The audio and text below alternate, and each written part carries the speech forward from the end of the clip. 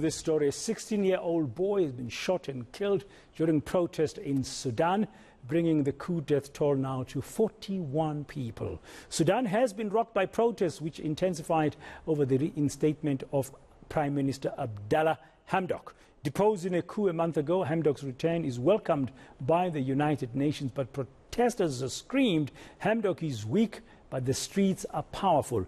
The teenager's death brings to 41, as I said, the number of people who have been killed since the coup began. Let's get some analysis now. Let me speak to Mohaned Elnour. He speaks on behalf of the Sudanese Professionals Association, and that's one of the organizations that have been at the forefront of the protest in Sudan. Mr. Elnour, good afternoon. Welcome to eNCA here in Johannesburg.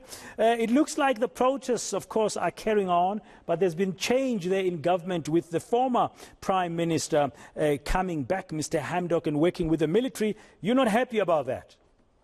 Thank you very much for having me. We really appreciate your interest and solidarity. You will describe him as a former prime minister, and this is a correct description for him.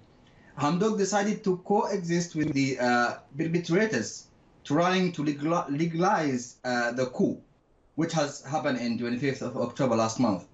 Instead of standing with the people who overflowed the streets and sacrificed themselves to a democratic Sudan and demanding for his release. So he chose to stand with the killers. And he was a hero until yesterday, but he just turned to a traitor. So as you've just mentioned, while he was signing the agreement yesterday, people were protesting outside the palace and in many areas in Khartoum, the capital, rejecting this agreement. And unfortunately, when in his short speech, he said, this agreement will save more lives. But we lost 2 young people yesterday. Tens of people were heavily wounded yesterday as well, and many people were jailed. So obviously, what he did is trying to strengthen the coup. What is it about this deal, Mr. Elnour, that Hamdok has done, which has been viewed in some quarters as a breakthrough deal to reverse the military takeover? What is it about it that you are unhappy about?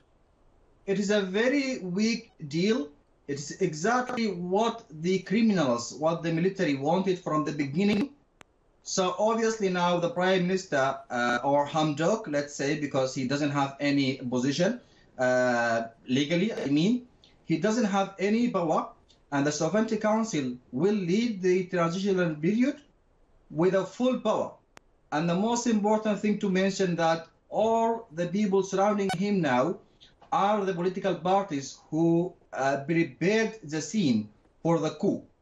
We had lots of some opportunes political parties who called for the military to take over. And now those people who are surrounding Hamdok, while the political parties and the civil society who brought him to power now on the other side. Okay. So obviously this deal, it means for us, it means those people will not be prosecuted for the crimes. This includes the coup. So you think the deal has been done by Abdalla Hamdok as a way of protecting the military, whom we are accusing of committing acts of atrocities during this process? So what are you going to do next? The protests are continuing. What's the next in terms of this the movement that you are part of? I assure you, Sudanese people are not dependent on individuals. We rely on our people, our resistance committees, and the revolution forces who are still on the streets. So we're going to continue our revolution until we bring this regime down and to have the Sudan we are looking for, the free Sudan. Okay, thank you very much, Mr. Mohaned Elnour for the Sudanese Professionals Association. Let's